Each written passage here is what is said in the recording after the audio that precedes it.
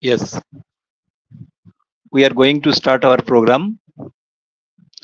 Welcome to all of you who have joined in this program. And obviously, some more people will join later, but we'll start our program now. Comrades and friends, we all know that on 9th May 1945, Nazi Germany was finally defeated by the Soviet armed forces. This year marks the 80th anniversary of that significant historic event. In this present condition, it is very much important for the communist revolutionaries all over the world and obviously of our country, for the common people and especially for the new generation to know about the rise of fascism in Italy and Germany, the spread and horrifying aggression of fascism, and finally the ultimate fall of Nazi Germany at the hands of Soviet military forces, Red Army, and Soviet people under the leadership of Comrade Great Stalin. It is very important now to know the facts of those period. Our party, the SUCI Communist, has arranged this program to commemorate the 80th anniversary of the defeat of fascist forces. You have already heard that in this program, our Politburo member, Comrade K. Radhakrishna, will elaborately spoke on this occasion. He is the only speaker in today's discussion. And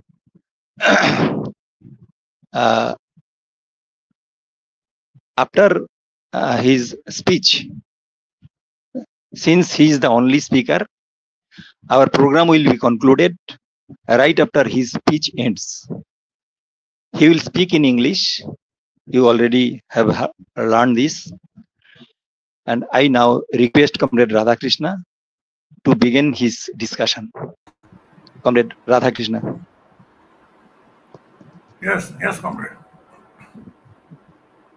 Comrades and friends,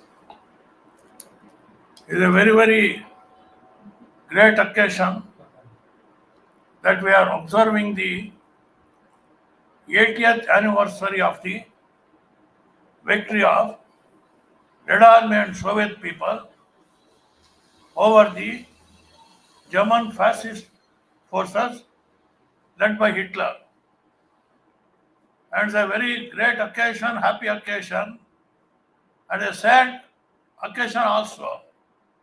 Happy because it was a crushing defeat of the German military machine under the leadership of Great Stalin, who was the commander-in-chief of the Red Army and the leader of the Bolshevik Party in the erstwhile Soviet Union. Comrades, to recall the episode incident, what is history today? History was created 80 years back in the year 1945 on May 9th, how Hitler was defeated and the fascist forces were crushed. And we all should know how it was great Lenin who he formulated the appearance of imperialism in the world. And as great Lenin pointed out, imperialism is the highest stage of capitalism It is called as moribund capitalism. Lenin called it. That means capitalism is on the deathbed. Capitalism has no future. Imperialism is the highest stage of capitalism. That is how Lenin taught the world proletariat. Along with that, Lenin told, is the era of imperialism, wars, and world proletarian revolution. And then we all know that the First World War commenced in the year 1913, went on up to 1919, and the First World War ended in 1919. And by that time, there was a break in the chain of the imperialist chain, and the revolution broke out in the weakest link of the imperialist chain, that is in Russia, and Soviet Union was born under the leadership of Comrade Lenin. We all know that. And thereby, the first ever working class state, USSR, was born. And that was the beginning of the first working class state. And comrades, this for the first time proved in history the theory of Marx and Engels that ultimately the law of development of society is operating, and that finally class struggle will lead to the overthrow of capitalism by the proletariat and establishment of dictatorship of the proletariat. And that happened for the first time in Russia.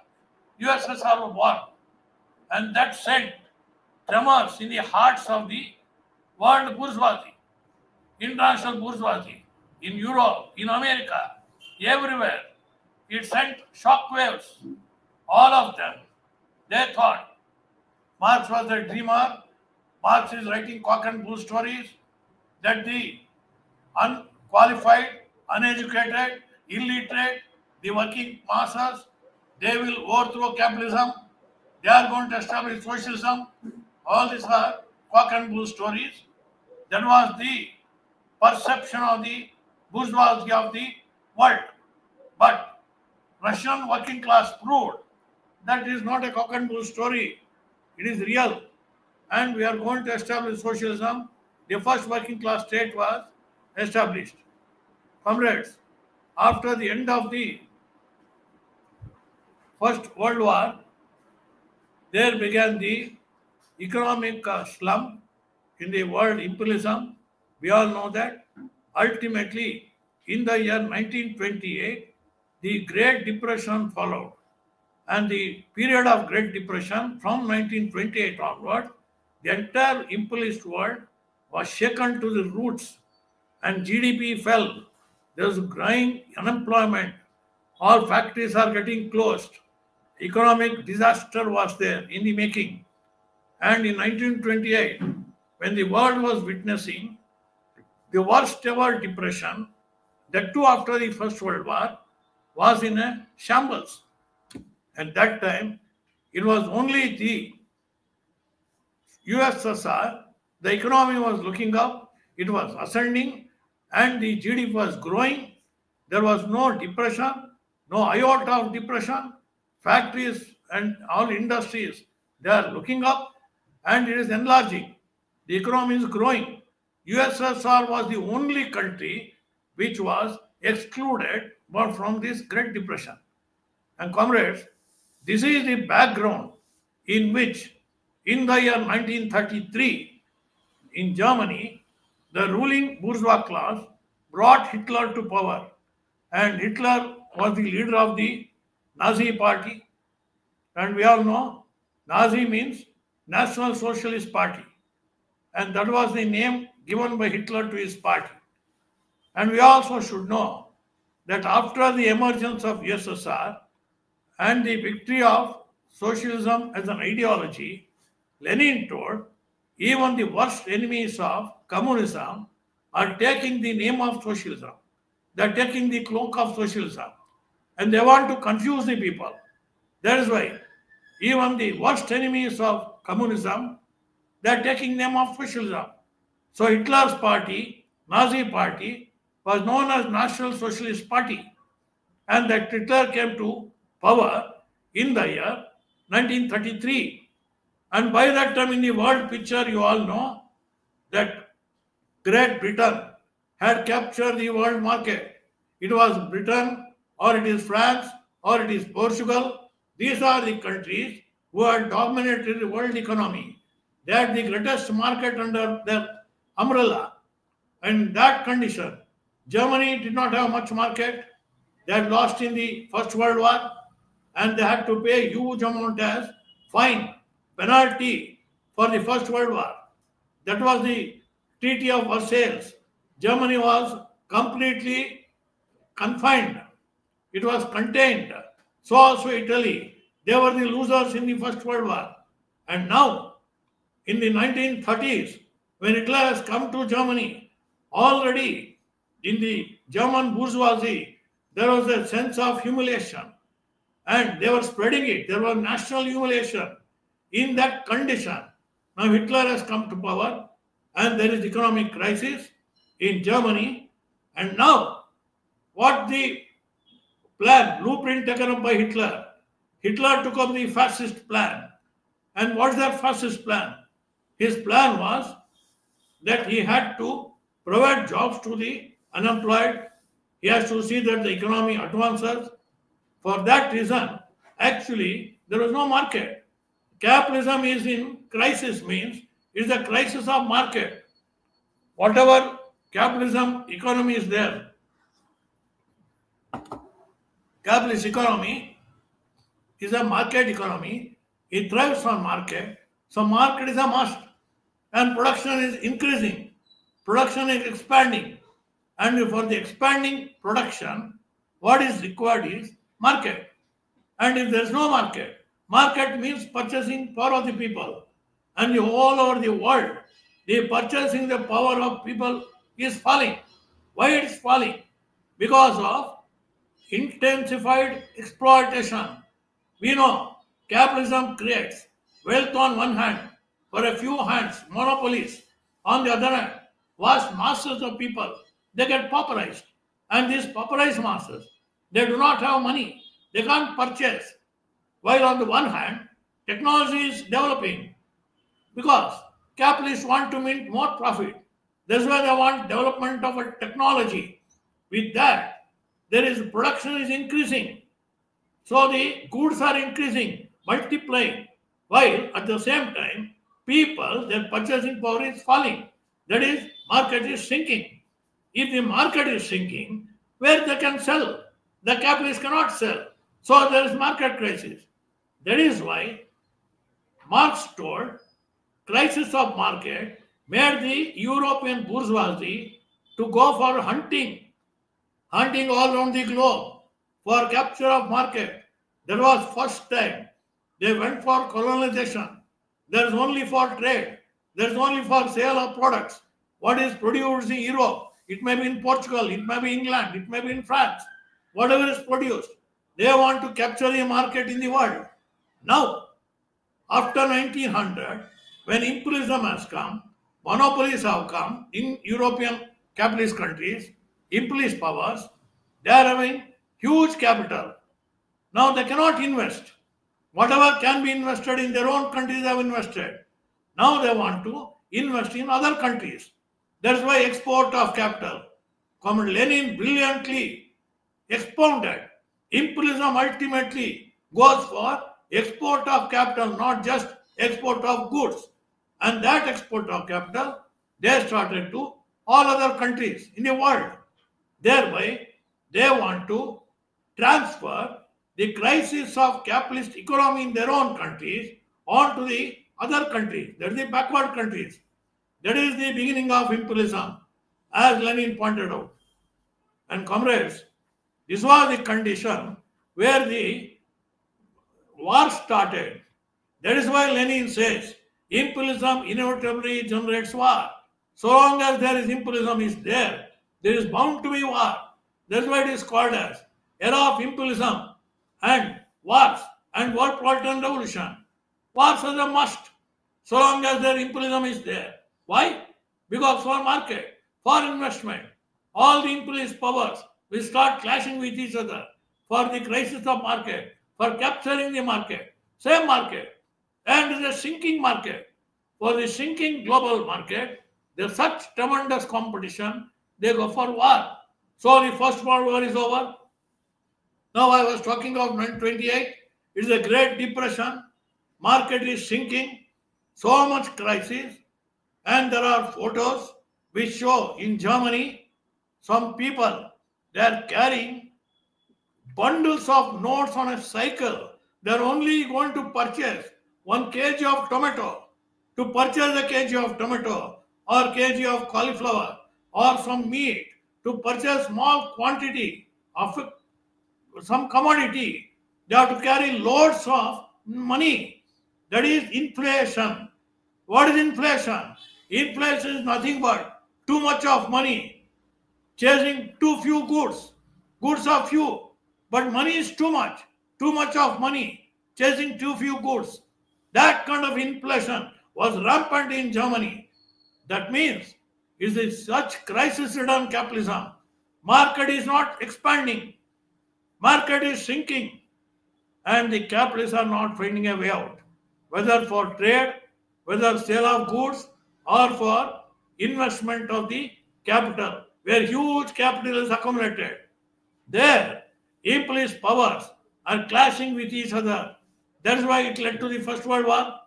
Now 28, again there is Great Depression, market is sinking, and all over the globe, much of the market is captured by Britain. That's why during those days, it was told the empire where sun does not set. That was the title given to Great Britain.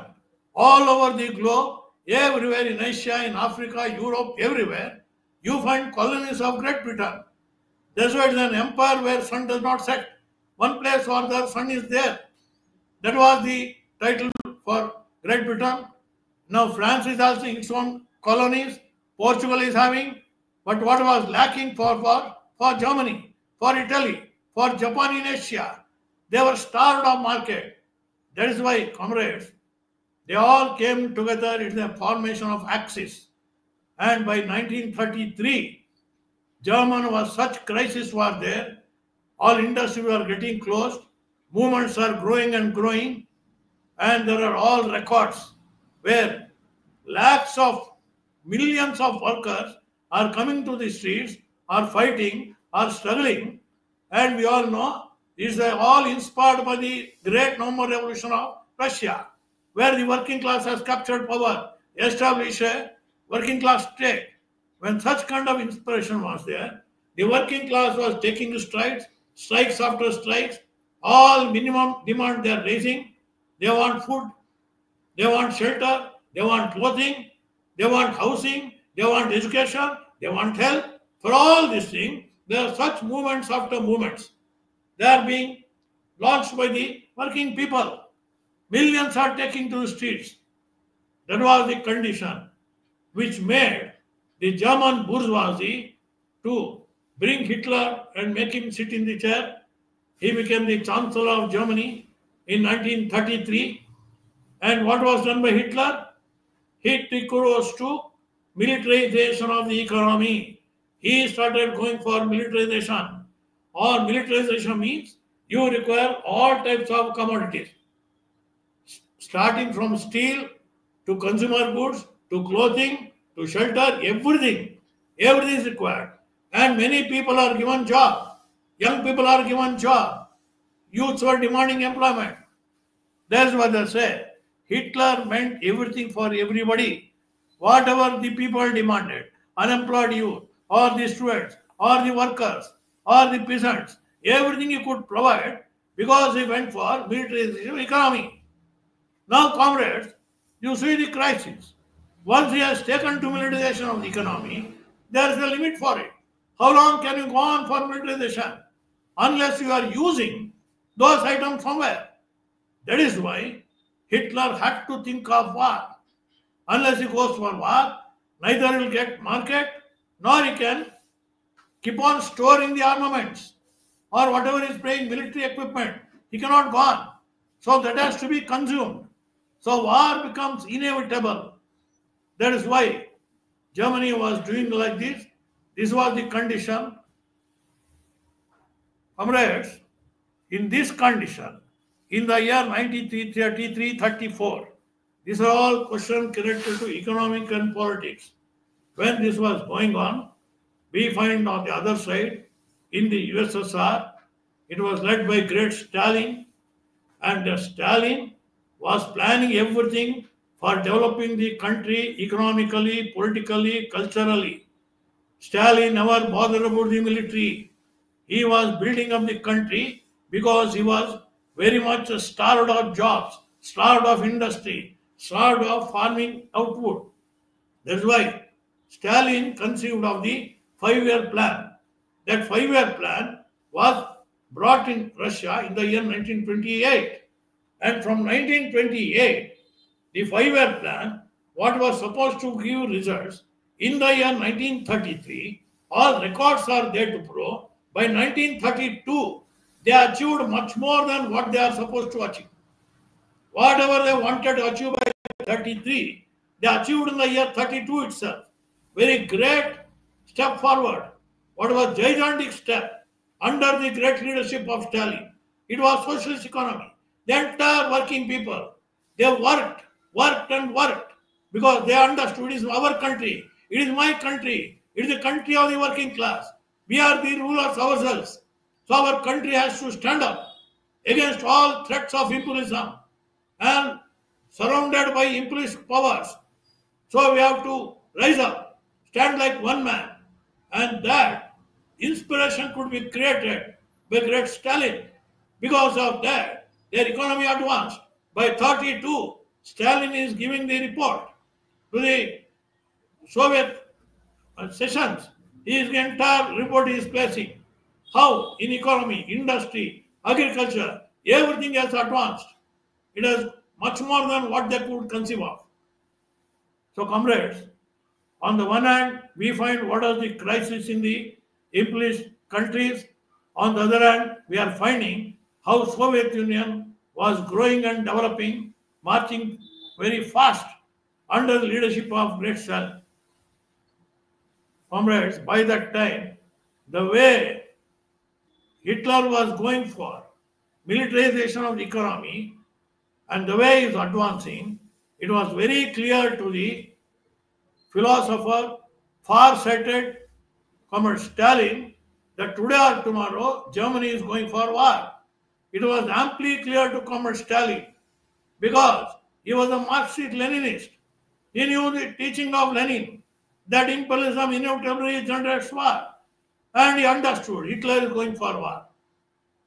Not only that, comrades, we should know in the year 1933, one junior member of the Central Committee and Politburo, Comrade Kirov, he was killed at point blank range when he was coming out of the office.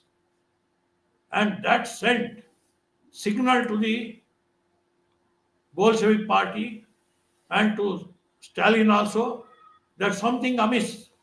How Kirov could be killed, a Central Committee member? Therefrom, the entire investigation started. Finally, it led to some disturbing facts that there are various groups within the country and they are in touch with the Hitler or they are in touch with Trotsky. We all should know Trotsky, he was once a member of the Bolshevik party, and so long Lenin was alive, Lenin could handle Trotsky to benefit of revolution. But that Trotsky used to always keep shifting from Bolshevik to Menshevik, again from Menshevik to Bolshevik. But so long Lenin was alive, Trotsky would be controlled. But after the demise of Lenin, Trotsky kept on creating trouble for the Bolshevik party and for the state, and he was creating groups, groupism, and finally, by the year 1927, he was expelled from the party, and Trotsky left the country. Going abroad, he went to USA. USA sheltered him. USA used him against the working class state, against revolution, against communism. Trotsky became a tool of the imperialist power, USA. And that Trotsky made deal with Hitler. And Hitler and Trotsky all combined together and within the Central Committee of the Bolshevik Party led by Stalin, there were elements who were opposed to the revolution. Comrades, I like to point out here the great teaching of our beloved leader, teacher and guide, a giant Marxist thinker of the era, Comrade Siddharth Ghosh. He clearly pointed out to us from Marxism-Leninism that any deviation from the Marxist line, political line, is ultimately going to either right deviation or left deviation. These are all the thoughts in Marxism-Leninism. We have learned this from Comrade Siddharth Ghosh. And there, Comrade Siddharth Ghosh pointed out Trotsky was left deviationist. He was opposed to Leninism. That's why he is opposed to Stalin. And there, great teaching of Comrade Siddharth Ghosh we are having. Comrade Siddharth Ghosh pointed out Stalin interpretation of Leninism is the correct interpretation of Leninism. In the world today, there are three people who interpreted Leninism. What is Leninism? It is interpreted by Bukharin, it is interpreted by Trotsky, it is interpreted by Stalin. There, Comrade Siddharth Ghosh pointed out the right interpretation of Leninism is only that of Stalin. Trotsky is left deviation and Bukharin is right deviation. What is that? Bukharin still wanted to retain capitalism. That's why he fought against Stalin's line. That's the party's line. And Trotsky also fought. And his point was adventuristic. And his point was socialism cannot be built in one country. That's why he wanted either Red Army should march into Europe, liberate all countries in Europe, or give up socialism in Russia. Because his interpretation is, according to Leninism, socialism cannot be built in one country. It is an international society. That was the interpretation of Trotsky. Stalin fought them all, fought ideologically, fought theoretically, established the greatness of Leninism. He gave the right interpretation of Leninism. That, comrades, we should always remember. That is why Stalin had to fight once Bukharin, who fought against 5-year plan, who did not want to go for 5-year plan, and transformation of the peasant land. All land holdings was taken over for collectivization, for state farming. When that was taken over, that time Bukharin opposed. And Trotsky opposed because of this. He wanted socialism to be exported, export of revolution. Comrades, we find three individuals, Trotsky, Bukharin and Stalin. Comrade Siddharth Ghosh pointed out, we are students, we are disciples of great Stalin. Stalin is the right interpreter of Leninism. Anyway, comrades, what I am trying to tell you, Comrade Stalin, it was he who built up the foundation of socialism in USSR. USSR was surrounded by imperialist powers and all were trying to crush Soviet Union, the nascent socialist state.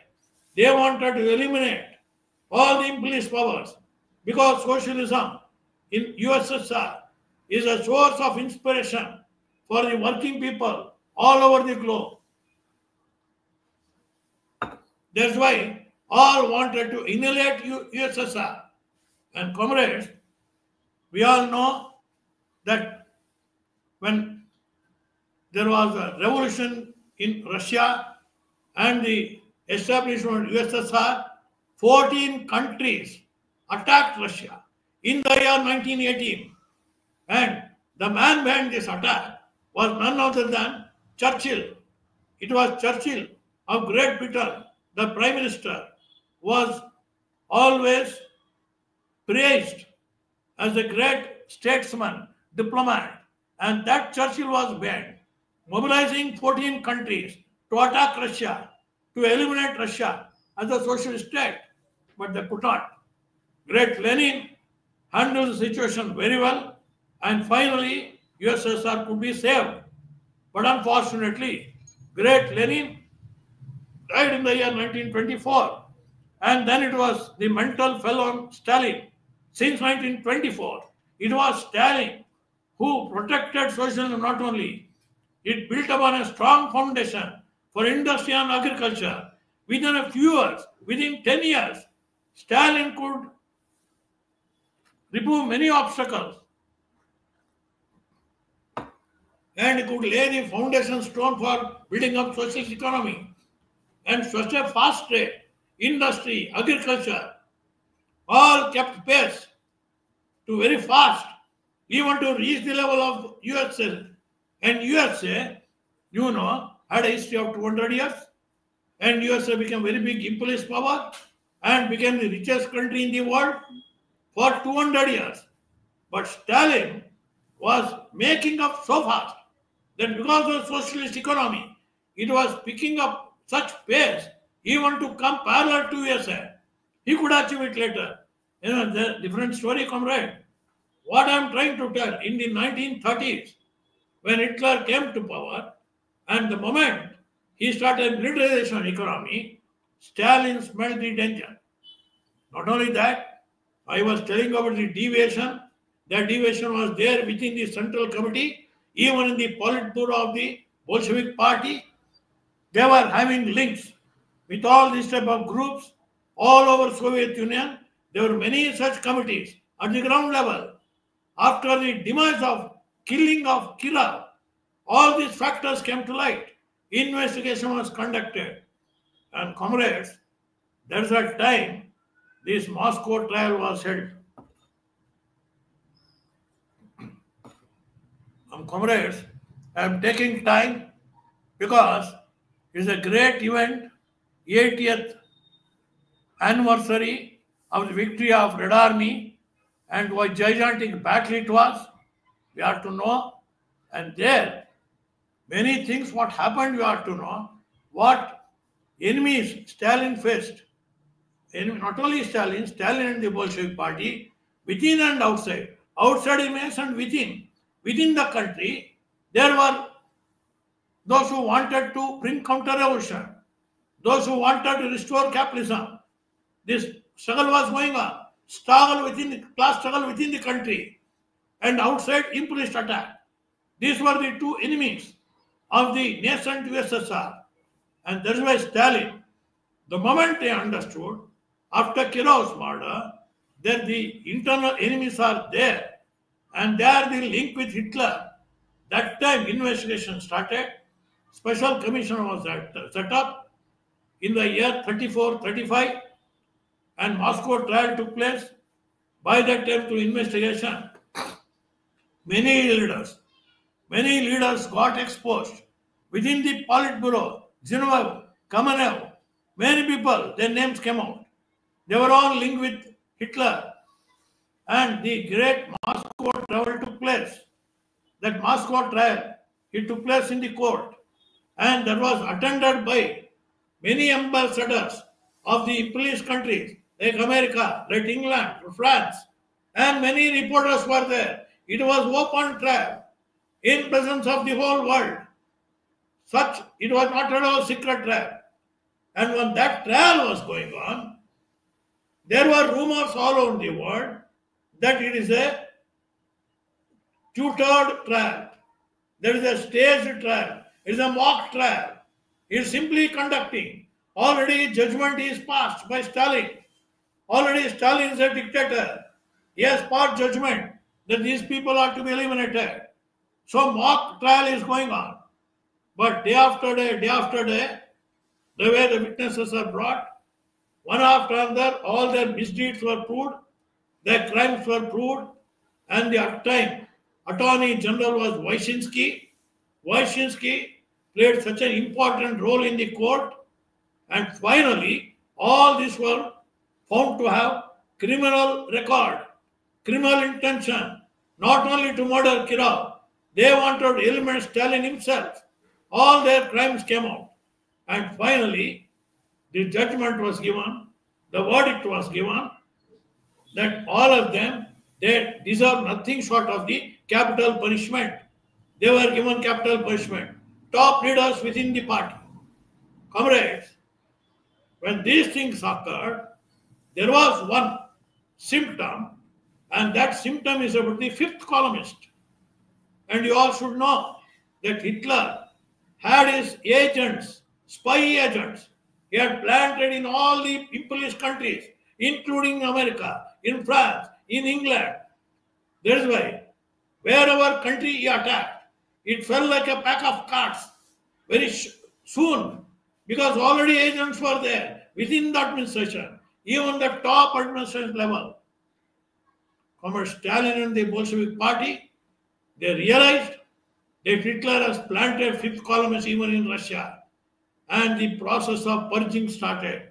After this Moscow trial, the commission started investigating all complaints wherever there are fifth columnists, and that continued and continued.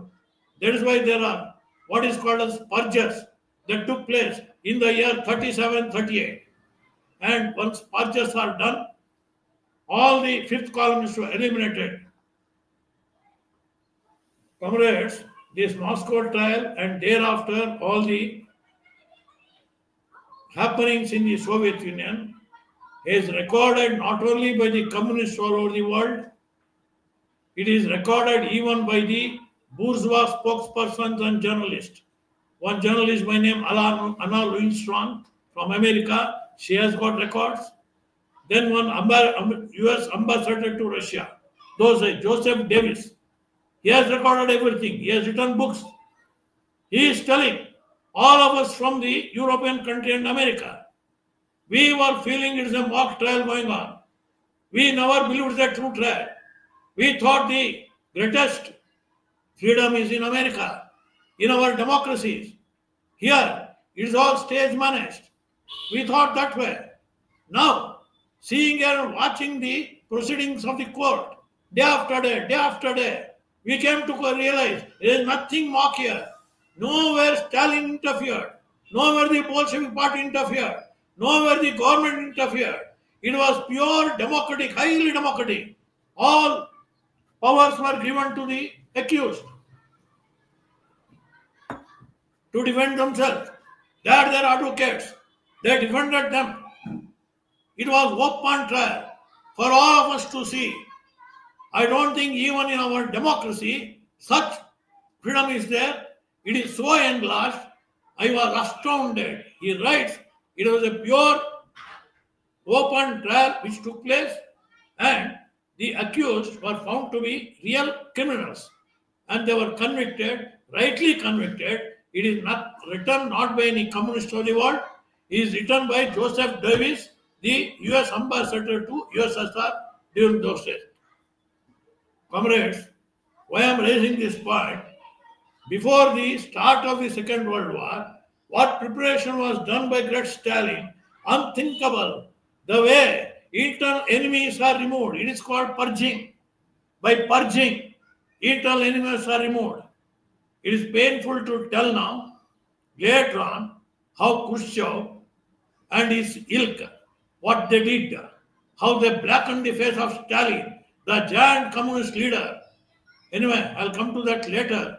The way they tried to blacken him, Melanin, it is not only Melanin Stalin, it is ultimately Melanin Lenin himself. Anyway, comrades, I'll come to that later. Point is, this is the condition internally.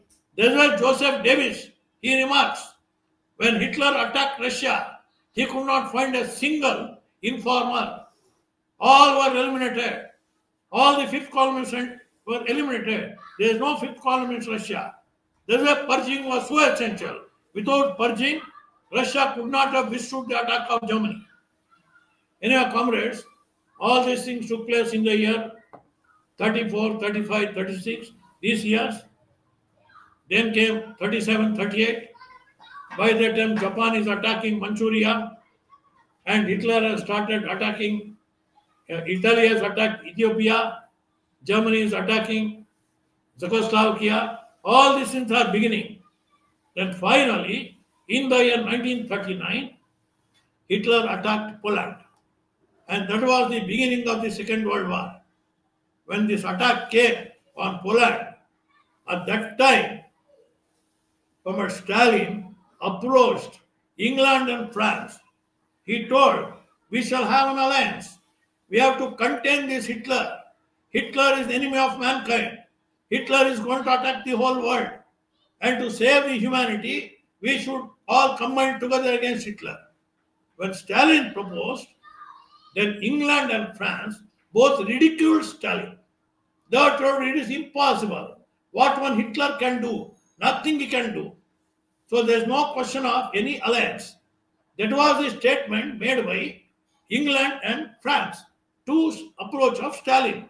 Right at that moment, in 1939, Hitler proposed to Stalin for a non-aggression pact, mutual non-aggression pact. Why? Because Hitler has to fight on two fronts. One on the eastern front, that is towards Poland and Russia. Another is on the western side, France and England. So Hitler, he had his own dream and vision. He wanted that Russia should not attack him when he is looking towards the west. That is towards France or England. He had his plans, his own dream. So Hitler wanted a non-aggression pact with Stalin. Stalin readily agreed.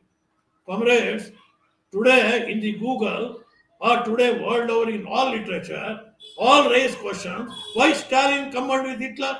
Why he made mutual non-aggression? Fact is, what they are liars, the capitalist imperialist liars, they are hiding a fact that as Stalin first approached England and France, they refused. Why they refused? They all combined to strengthen Hitler. They wanted Hitler to attack Stalin. They wanted Hitler to attack Soviet Union. They conspired. They schemed. They wanted elimination of USSR.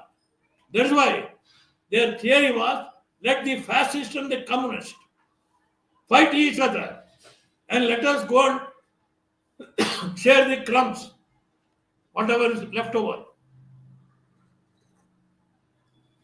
That was the conspiracy hatched by England and France, the great powers, imperialist powers. They hatched a conspiracy. Now, when really Hitler attacked Poland and he was about to attack France, that time they understood what is required in the alliance with Russia. That is why mutual non-aggression pact was there for Hitler with Stalin. Now, after some time, Hitler violated this. Hitler went against Soviet Union. He saw attacking. That time, England and America, Britain, they combined to Stalin.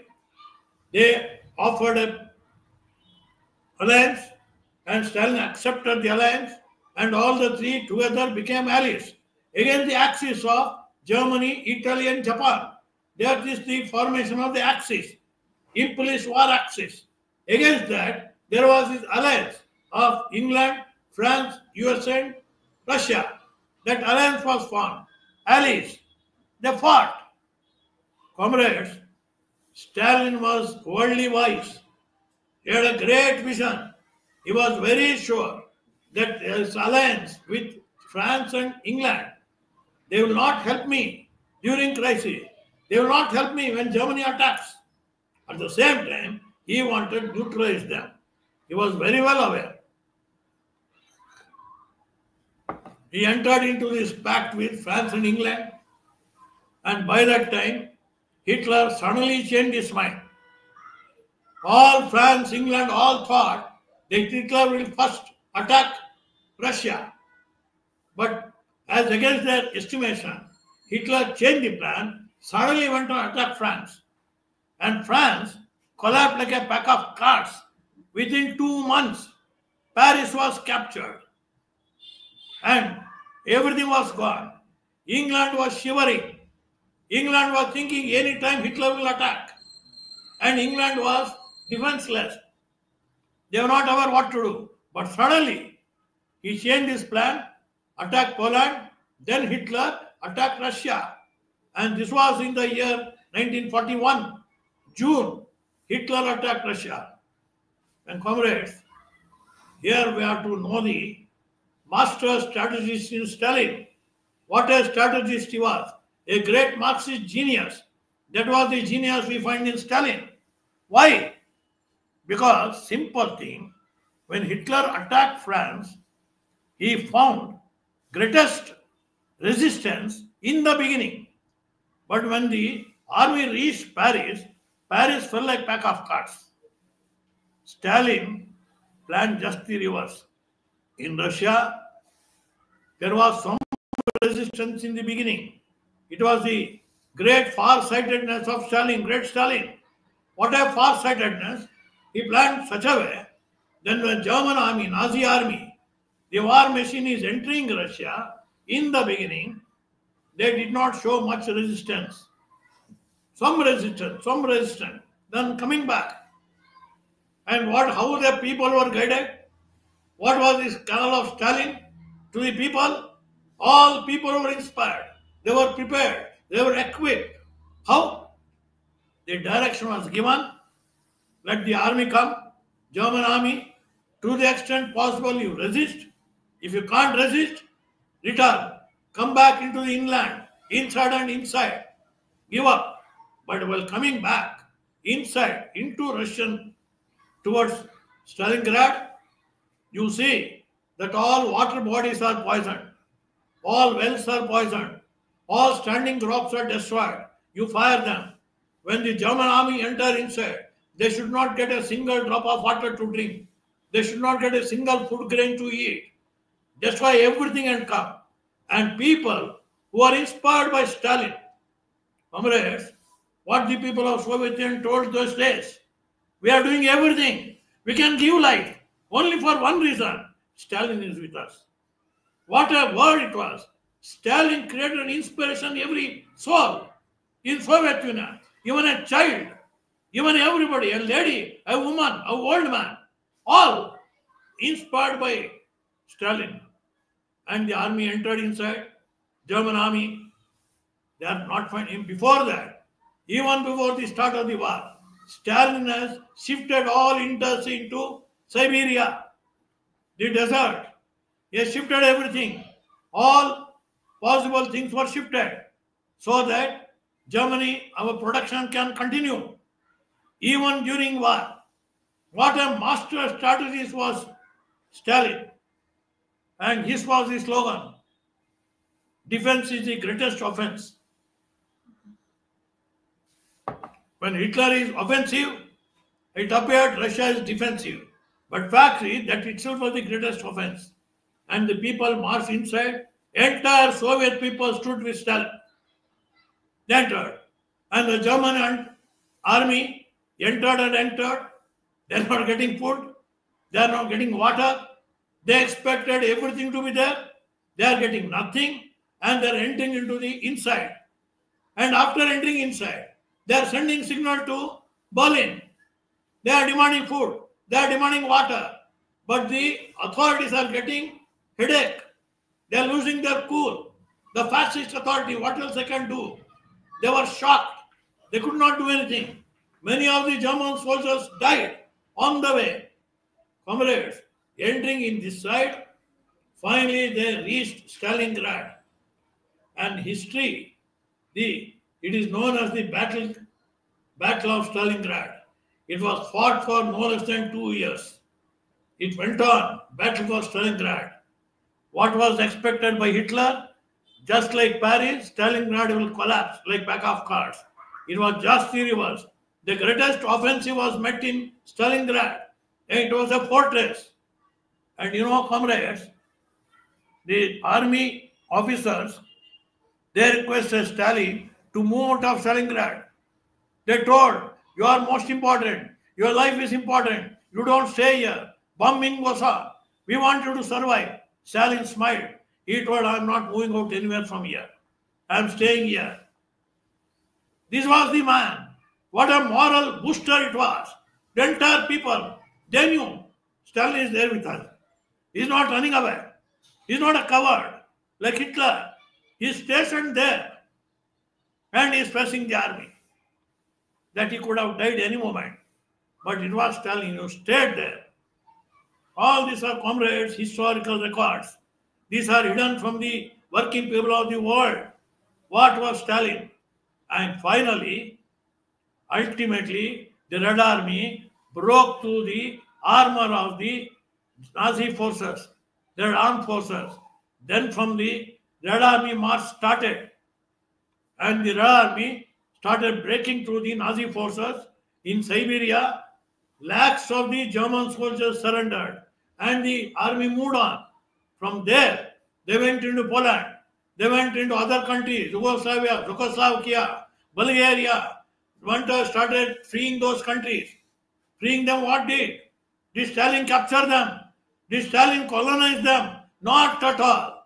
All rubbish stories are spread. The Stalin was a dictator. Dictators are there only in bourgeois world, capitalist and imperialist. The communists will never be a dictator. They are the greatest democrats, but it is proletarian democracy. Anyway, comrades, the point is, there, all these countries which were captured under the jackboot of Hitler, they were under the jackboot of Hitler, they were freed by the Red Army, and the power was handed over to the patriotic fronts. United fronts formed these countries. They are the fronts, both of the bourgeoisie and the proletariat. That is why power was handed over to the bourgeois proletariat, his People's Democratic Front. In each of these countries, powers were handed over, and the Red Army is marching ahead. People were so happy. In every country, they are welcoming the Red Army. They are waiting for the arrival of the Red Army. The Red Army is the rape of hope for these people. Finally, the Red Army, in the month of May, entered Berlin. I think it is May 5th. That is a day on which the red flag was hoisted upon the Reichstag. The German flag was removed. The swastika symbol, Hitler's, was removed, and the red flag was put up there. And it was captured. It was the fall of Berlin.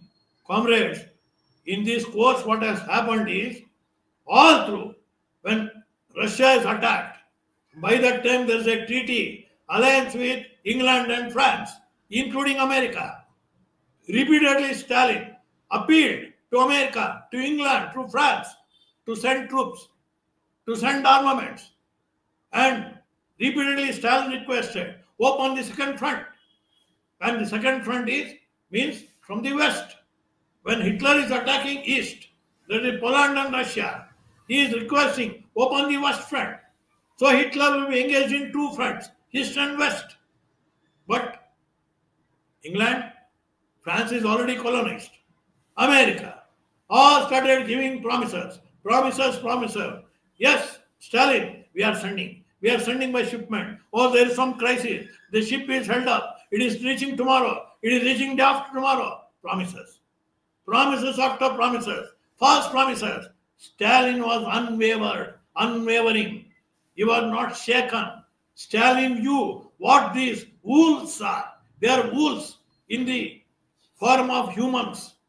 They are all imperialist wolves. Stalin understood very well. They are not human beings. They are wolves. That is why he knew you can't trust these people. That is why he made all the preparation. He was not at all short of any armament. He was fully prepared to even this eventuality. He will not get any support either from Europe or from America. He relied upon the support of the people. He relied upon the people, only people, the working people all over the globe. He knew the working class of the world is with us. We are going to be victorious. That was the confidence of great Stalin. Comrades, it is the historical story today. Then none of them helped. The crisis was there. And you all may know also the story of great Charlie Chaplin. He was a great filmmaker. He was from England. Charlie Chaplin, you all would have heard. He had gone to the USA. He made most of his movies in the USA. And when he was in the USA, he was also watching. And he made a speech. It was a meeting called by the Soviet embassy. He was invited. There he gave a speech. He demanded the American government to open the second front. And it was such a inspiring speech. Then the Soviet embassy to come. Not only Soviet embassy, all those who are freedom-loving people, all those who are opposed to Hitler, fascist Hitler, all started inviting Charlie Chaplin. And Charlie started going everywhere and demanding. He was a great humanist. He is not just a filmmaker. He was a great humanist thinker. To that extent, humanism had some role to play, and one going on against war, he raised his voice. He moved everywhere. He was sympathetic. That's why the bourgeois press in the imperialist countries, including in America, they branded Charlie Chaplin as a communist. Charlie Chaplin remarked, I am not a communist. I do not know what is communism. But I am in defense of Soviet people. I am in defense of Stalin because they are fighting a wretched army, a wretched man like Hitler. So I am sympathizing with them. If to sympathize with them, if to stand with the oppressed people is to be called as a communist, I am proud to be a communist. This was the remark made by the great Charlie Chaplin. Comrades, you imagine what is a snub to the American imperialist bourgeoisie. Thereafter, they started maligning the name of Charlie Chaplin. Then they conspired. They sent a lady, it's a big story. A scandal was prepared, scandal was made, and she was supposed to be a prostitute. Then she gave birth to a child. Then they charged Charlie Chaplin for giving birth to a child to a prostitute. There was a case against him. He went to the court. Finally, the DNA study was made and Charlie's name was cleared. He was not at all the father of that child. But Charlie Chaplin got disillusioned with the greatest democracy on earth. That is the America, USA. The greatest democracy on the earth was exposed. We were such dejected. Charlie Chaplin no more wanted to stay in that country. Charlie had made one movie, The Great Dictator. That was on Hitler. They ridiculed Hitler in that movie. So much he ridiculed. World over, that movie became so famous. Later on, after knowing the inhuman acts of Hitler, great Charlie Chaplin lamented, I ridiculed Hitler too much. I should have shown his cruelty. I was interested in only ridiculing him. I think I should have been more exposing his cruelty is a dehumanizing factor than ridiculing him. That was the lamentation of Charlie Chaplin. Comrades, there are so many things connected with Second World War. There was such admiration for Stalin that Charlie Chaplin finally got dejected to the USA. He left that country. He went and stayed in the Switzerland. He left USA. He had made USA his home. He was very proud about USA. All his movies were made in the USA. But he ultimately got dejected, then left. And comrades, finally what happened? May 9th, ultimately the red flag was hoisted. By that time Hitler, along with his wife, consumed poison and ended their life. They died. That was the end of that fascist force. Here, comrades, I like to point out, after that, still war was going on in Japan, America and Japan. It is only that the tail is wagging. The main fight was in Europe. The main war was in Europe. Japan was mighty, tiny it was. Already Japan could not continue for further. Already three of them come together. England, America and this USSR. They have come together. And now all the three of them, they met in Moscow to decide about the future. When they met in Moscow, there's an incident which is very, very indicative.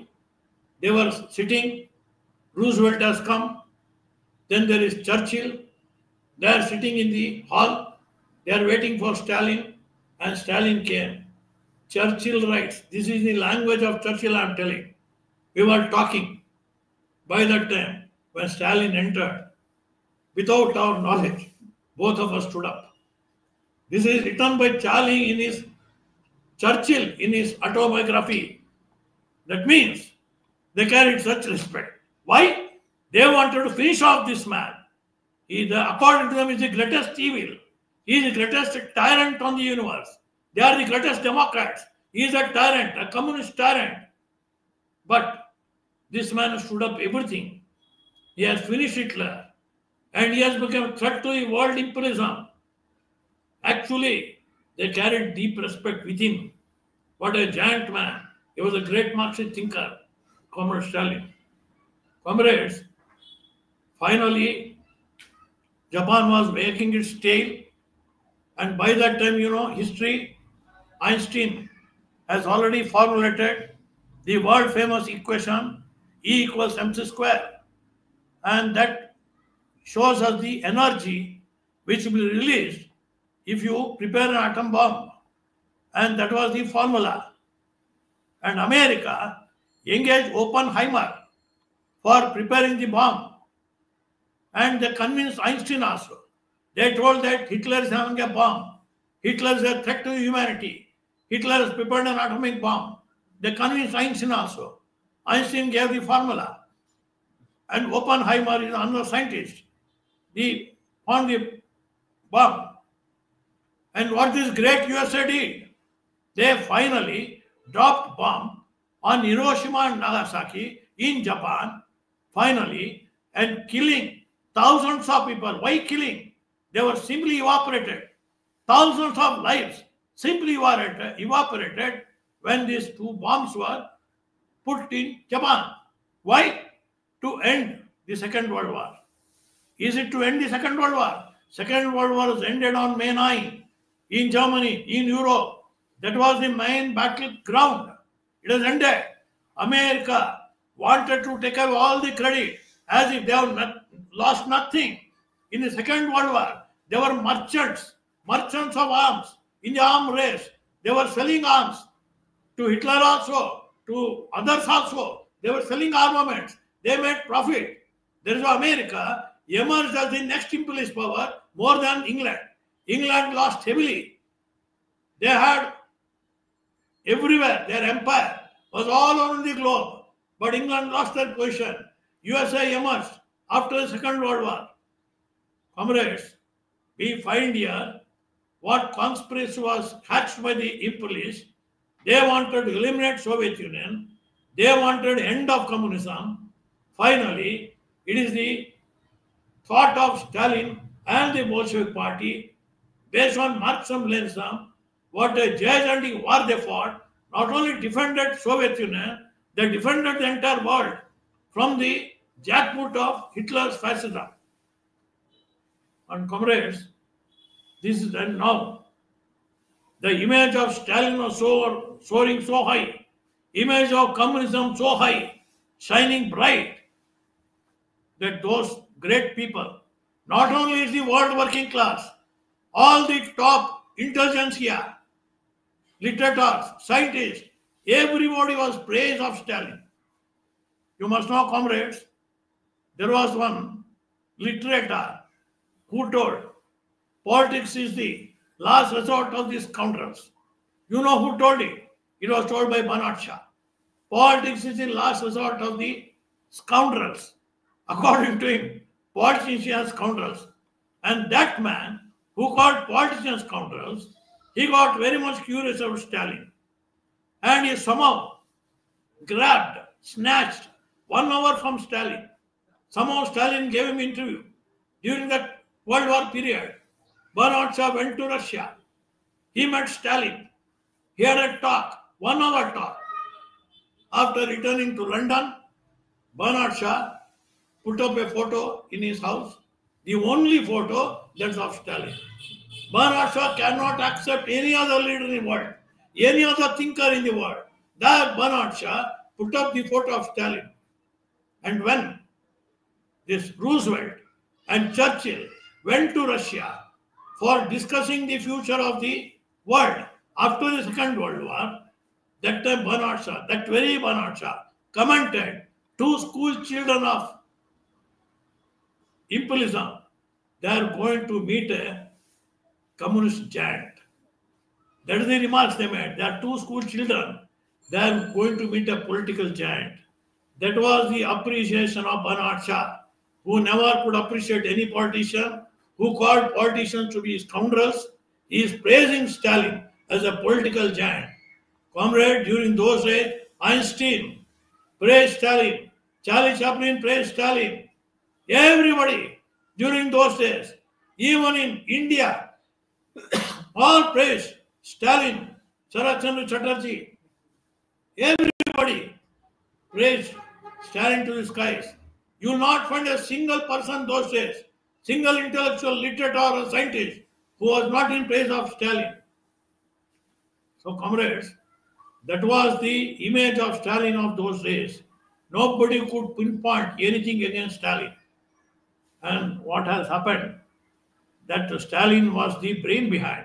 It is Stalin with Marxism, Leninism, and with the Bolshevik party behind him, and the Soviet people, and the Red Army that ultimately saved the humanity, saved the world from the jackpot of Hitler Nazi forces and their comrades. Now the question comes about fascism. There were many in those days who told this is the end of fascism. With the death of Hitler, fascism has died. But it was Comrade Siddhas Ghosh who pointed out fascism is much more dangerous than that. Fascism is not identified only with Hitler. Yes, Hitler was a fascist. But what is that fascism? There, Comrade Siddhas Ghosh gave the comprehensive understanding. Not just Comrade Siddhas Ghosh. Many before Comrade Siddhas Ghosh have tried to analyze what is fascism. There, Comrade Siddhas Ghosh has given a comprehensive understanding of fascism, its economic, political, and cultural basis. He says, Comrade Siddhas Ghosh, that once reaching the era of imperialism and world proletarian revolution, it is the era today, and there the bourgeoisie in the world, whether advanced or backward capitalist country, in all countries, backward or advanced, all are taking recourse to fascism. And what is fascism? There are two stages. One is administrative fascism. Another is all-out fascism. Administrative feature, Comrade Siddhas Ghosh is telling, administrative feature of fascism is there in all capitalist countries today, whether backward or advanced. Earlier, the advanced condition, the evaluation was, it only comes in advanced countries. Comrade Siddhas Ghosh told, whether backward or advanced, capitalism has no future today. Reaching the stage of imperialism is the end of capitalism, dead end. Now it can no more help progress of society. The whole world is waiting for proletarian revolution. Every country after country, there has to be proletarian revolution and establishment of socialism. Only socialism can advance a society. There is only revolutionary class. The only revolutionary class is the proletariat, world proletariat. That's why, from Siddhas Ghosh told, today fascist features are there. What is that?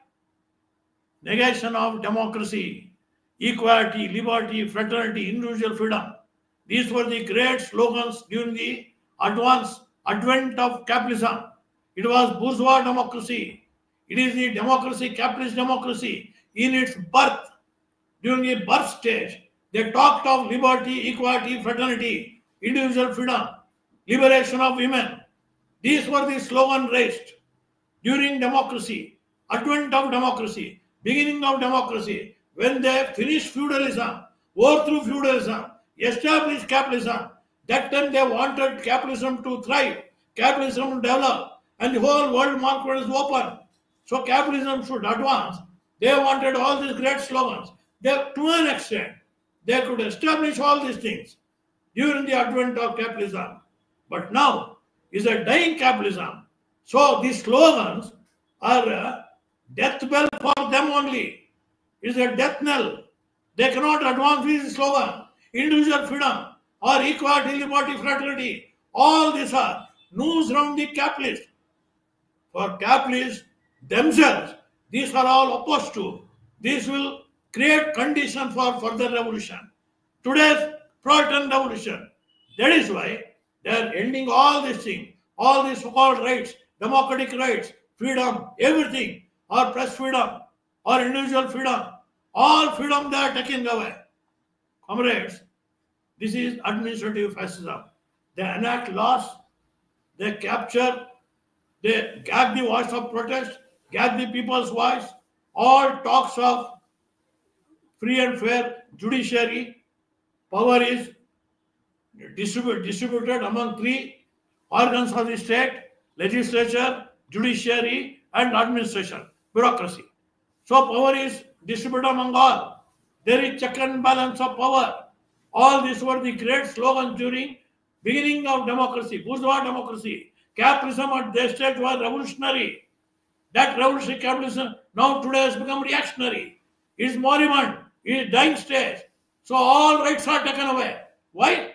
If rights are there, working class will build up movements. They'll go for revolution. All rights are being taken away. This is administrative fascism. But comrades, what happened in Germany is much worse, because not only that Hitler took away people's rights, he did take away rights. Rather more than that, he confused the mass mind and built up counter-revolutionary mental makeup. There, from Shivdas Ghosh is pointing out, fascism is more dangerous. Fascism is more dangerous than military dictatorship even. If there is military dictatorship, you oppress people, you oppress the working people. Today or tomorrow they will rebel, and there will be revolt, there will be revolution. But what happened in Germany? There, from Shivdas was telling, is much more dangerous, because fascist rulers do not just oppress, they persuade also. Dual tactics. That's what Shivdas was pointed out. They pursue double tactics, persuasion and suppression. There, what Hitler did, he provided jobs to the unemployed by building up the military. So also, ensured many of their rights. So, they are winning him over. He is winning over them, the people, the working people, to an extent. To the extent was possible. He was winning over. At the same time, if somebody is building a movement, he is throwing them into the prison. Again, even some capitalists also, he threw into the prison and showing to the working people, I am superhuman being. I am Superman. I don't belong to this or that class. I am for Germany. So he built up German nationalism, fanatic nationalism. I am for Germany. German Aryan race is the greatest race on earth. Then what he did? He started showing that Jews are the enemies of Germans. We Germans are a great race, but today we are in crisis. Today our country is falling back. We could not advance because the Jews are the enemies of the Aryans, Aryan race. Though Aryan is not a race, but he painted the Aryan race is the supreme race on earth. So we can rule the world, but the Jews are the enemy. And he created such condition, painting Jews as the enemy repeatedly. Hitler had one minister of Internal Affairs, Goebbels. That Goebbels had his slogan, you repeat a lie 100 times, people believe it to be truth. That way, went on repeating the lie. Jews are the enemy, Jews are the enemy, Jews are the enemies. And finally, people started butchering the Jews. Whenever there is some problem, and the Nazi, they had their regiments, Nazi regimental forces, and these Nazi forces, they will go to a slum. They will tell the people that now police will go to the slums, ghettos, and they will tell the Jews, now the Nazis are coming, we are come to protect you. You give all your arms to us, we are going to protect you. The police have gone, taken all arms from the Jews. And now when these Nazi forces are coming, they are coming and attacking, that time the police will run away. Police will tell, we are helpless, we can't face the Nazis. Run away, and now the Jews are butchered. It is a free for all for the Nazi forces. They'll eliminate all the Jews there. And comrades, what Comrade Shivdas Ghosh tells is, fascism is culturally a peculiar fusion between science and spiritualism. This is the mental makeup they try to create. Science and spiritualism, we know, science is opposed to spiritualism. spiritualism opposed to science, and is a blend of both. Why blend of both? Comrade Ghosh is pointing out, capitalists and imperialists, they are interested in the technical aspects of science. Why? Because they want production, to increase production, so as to make more profit. That is why they want the technical aspects of science. They keep it alive, technical aspect science, but in the field of values, they fill up the people with spiritualism. It's a peculiar blend of spiritualism and science. What it creates? It creates a fascist mind. What is fascist mind? Comrade Ghosh tells it is dehumanizing the people. Values are lost. Such blind fanatic mind with national jingoism. We are the greatest race on earth. German nationalism. We are the people of German country, Germany. We are born to rule the world. We are such a nation. With this kind of a mental makeup, it was such polished, brushed, it is poisoned everybody. Comrade Ghosh says, if it grips the masses this way of fanaticism, blind fanaticism, then it turns into dehumanizing entire people. Comrade Ghosh says, if the entire humanity is dehumanized like this, it's very difficult to find out anybody who can be called man in the truest sense of the term. Real man means a man with reasoning power, power of reasoning, power of logic, thinking, and moreover, values. Man with values. If there is no value, there is no reasoning, there is no more a man, it is a machine. That's precisely what he created. Charlie Chaplin in his movie Great Dictator is pondering his speech, last speech, in the telling, you are not machines. Fact is, Hitler has created machines. Germans have become machines. They have no power of thinking. They consider Hitler as Führer. Führer is God. Whatever God says, they have to obey. They have to submit. They have to surrender. They did it. Then there was massacre of the Jews. 60 lakh or 6 million. 6 million Jews. They were put up. They were killed. They were butchered. And there were concentration camps. And all types of experiments were conducted on them. Jews were used as guinea pigs. Experiments were conducted in the concentration camps. They were tortured in various ways.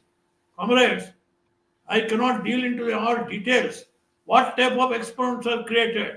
How poisonous gas were let into the glass chambers where all the leaders of the Nazi forces, they were watching through the glass how little by little poisonous gas is inhaled and how they are gradually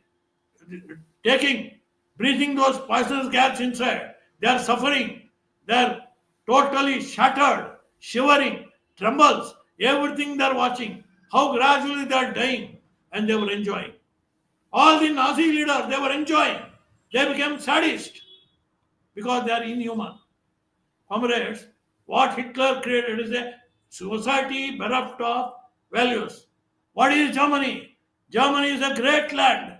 Once it created a man like Marx, once it created a man like Engels, it created a lot of scientists, great men.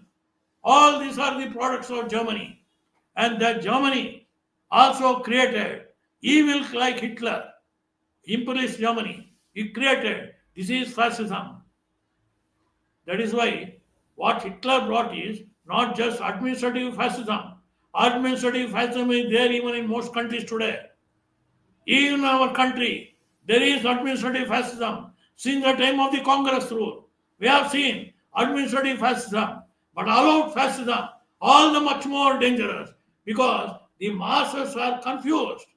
Confused masses will go for counter-revolution. Just like revolutionary upsurge is there, all-out fascism means counter-revolutionary upsurge. Why?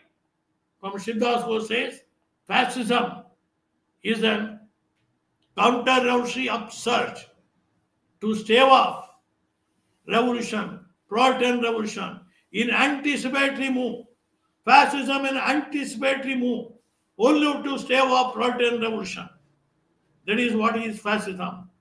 There, Shivdas Ghosh pointed out, either they use, first they create fanatism, like Hitler created, anti-Jew, anti-Jew, anti-Jew, created rivalry, divided them, and Jews will consider Aryans as their enemies, and the Germans will consider Jews as their enemies. Fight, fight, fight. Once fanatism is created, then Hitler one day set fire to the Reichstag. And what is Reichstag? Reichstag is nothing but the German parliament. And that parliament is not like the Indian parliament. That parliament has a great history through bloodbath. It was created by the people through great struggles, great battles. People have great emotion for that Reichstag. And that was set on fire, midnight fire. And then who was blamed? Hitler put the blame squarely on the communists. That communists have set the Reichstag on fire. Then many communist leaders were arrested. One of them was Dimitrov. He was the Bulgarian Communist Party leader. He was also arrested. Then the entire trial went on. Whole world was watching. Comrade Stalin was watching from Russia. What is going on? Many of them committed suicide in the prison. Dimitrov finally raised the argument, if by midnight, we have set the Reichstag on fire, how in the morning leaflets are there in all over Germany? Leaflets are there everywhere. In the morning, we are setting it fire. And you have spread the leaflet. How? You have printed the leaflet already, even before the parliament is set on fire. You have printed the leaflet, you have circulated. How it can be our path? Finally, when the verdict was to be given in the end, Stalin declared that Dimitrov is citizen of USSR. The judge was forced to release him and Dimitrov was saved, but not the others. So comrades, what type of conspiracies go on? This is the bourgeois conspiracy. This is how the capitalist class works. Today is dying, decadent capitalism. It has no future. It is killing life. It is killing everything noble and great today. So comrades, what does it tell us? How this fascism is allowed fascism. Hitler brought fascism, but to save his country, and he wanted the entire world under him. He wanted the world market. He wanted to capture it from the hands of England and France. That's why he went on fire. War, and Stalin finally saw the end of Hitler. So comrades, there's a great teaching for us. What I like to, before concluding, I like to tell that Stalin is such a gigantic communist thinker that ideologically nobody can find fault with him. There's not a single writing to this date to anybody, to start from Khrushchev to Kosygin to Brezhnev to Gorbachev to Yeltsin, all those who came, or whether in other countries also, whosoever anti-Stalin, let them point out a single flaw in the ideological, theoretical writings of Stalin. They are branding Stalin as a great dictator. They are coming. I started this speech, comrades. You can remember, I told it is a great event to remember Stalin. What we know Stalin as a giant Marxist thinker, giant Marxist leader. At the same time, what his name has been maligned beyond means. So much of writing is there. That was Stalin. At the end of his life, he wrote, after my demise, so much of dust will be put on my grave. I know it. But the winds of change of history are going to blow away all the dust today or tomorrow. Stalin has written this. He was sensing, yes, comrades, it is clear what Marx wrote more than 100 years back. Class struggle is real. Even today, class struggle is going on. Russia went on the path of socialism to a great extent under Lenin and Stalin. But when Stalin, just before his death, in the year 1953, died. Just before that, in the 19th Party Congress, which was held in 1951, if I am right, that is the year, when the 19th Party Congress was held, Stalin is remarking that we have advanced much, But there is still private property, mental morality. Private property morality has to be fought out. He is sensing danger that yes, there are communists. Communists are there in the party, but the entire people have not become communists. So long the people have not remained communist, they are still carrying enemy class ideas, bourgeois class ideas. Class war goes on. And so long bourgeois class ideas are there, its culture is there, you can't complete socialism. Now you can pass over to communism. So Stalin is telling it has to be concluded. It has to be continued. That's what great Stalin wrote. That's what was required.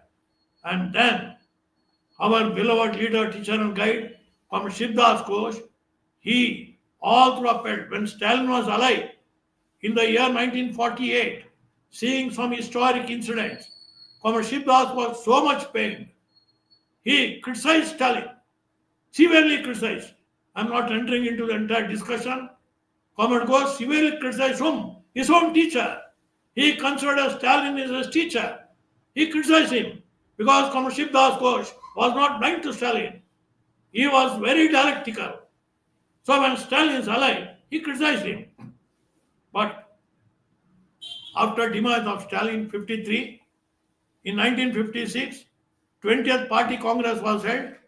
For the first time, Khrushchev, the leader, he brought out all revisionist trash.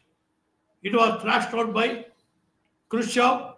He fundamentals of Marxism-Leninism, he revised. So many things he revised. Not only, he started attack on Stalin. And that attack on Stalin continued up to 1962 when the 22nd Congress of the CPSU was held, Communist Party of Soviet Union. There he took all measures for de-Stalinization. Comrade Shivdas Ghosh long back had pointed out that the Communist Party mechanical process of thinking is working. Mechanical relationships have come. These have to be replaced by dialectical process of thinking. Very unfortunately, when mechanical process of thinking is there, today or tomorrow, there is going to be reversal of the communist movement. Today, we are witnessing onward movement of the communist movement, onward march of the communist movement. But if the reversal is not checked, what has happened when Stalin was alive, mechanical process of thought is unless it is reversed. Today or tomorrow, we will see reversal. We will even see counter-revolution. It was predicted by our beloved leader, teacher guide, Comrade Shivdas Ghosh. One more thing is, when de-Stalinization took place, it was the lone voice of Comrade Shivdas Ghosh. In the beginning, 1956, it was Comrade Shivdas Ghosh who predicted, after reading the reports of the Party Congress, 1956, 20th Party Congress, Comrade Shivdas Ghosh told, it opens the great floodgate of revisionism. While even the Chinese Communist Party, it was telling, it is the illumining the path. That is what was written, even by the Chinese Communist Party. World over all Communist Party, they were hailing Khrushchev because he started raising voice against so-called personality cult. So all told, illumining the path. While Comrade Shivdas Ghosh was the lone voice. Of course, not only Comrade Shivdas Ghosh, even Anarosa of the Albanian Communist Party defended Stalin. Ultimately, Chinese Communist Party, led by Comrade Great Mao Zedong, upheld Stalin, criticized Khrushchev.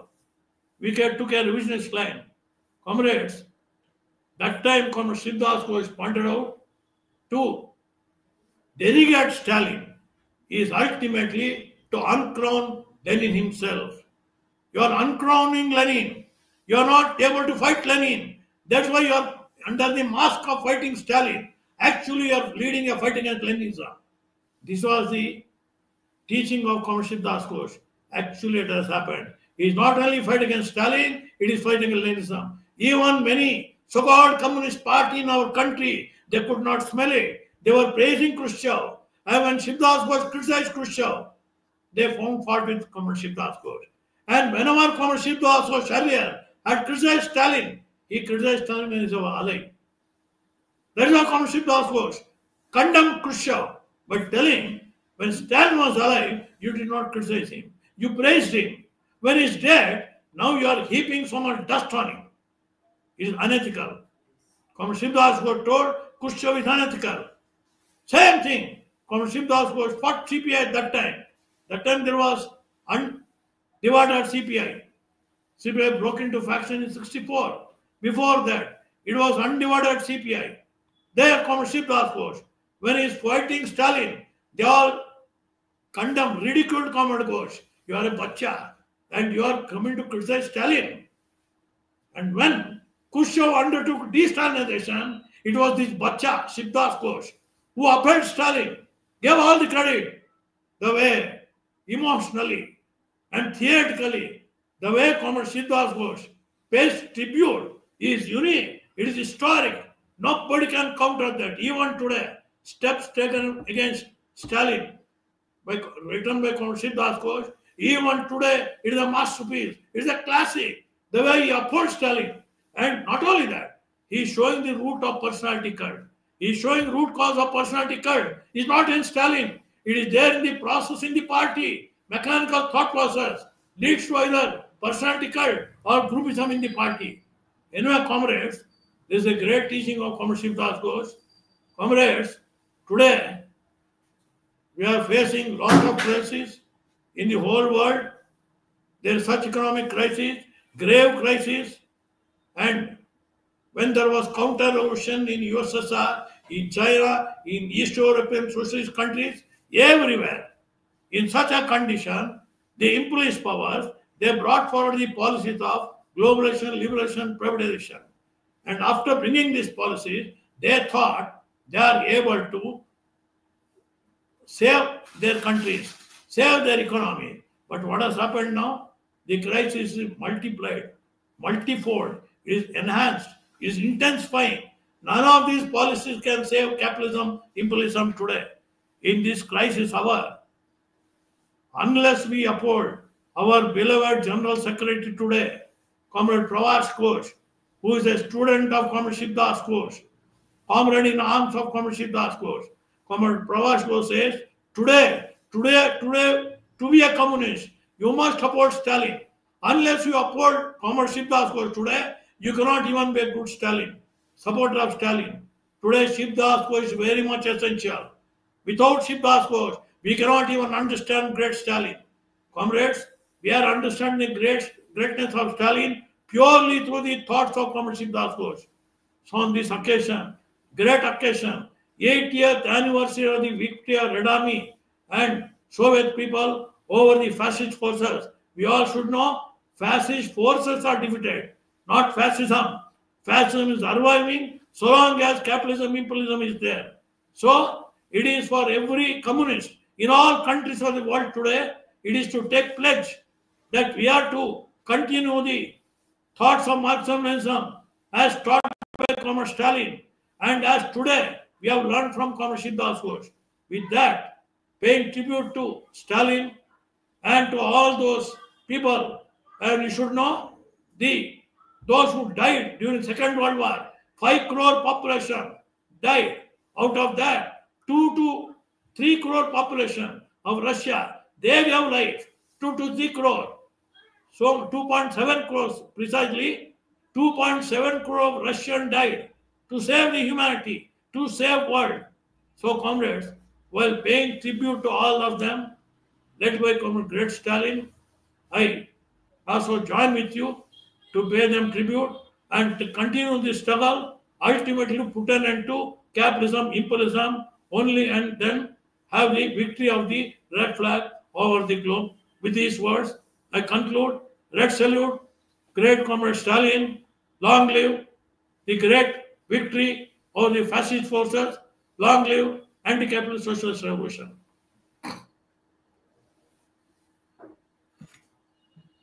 Comrades and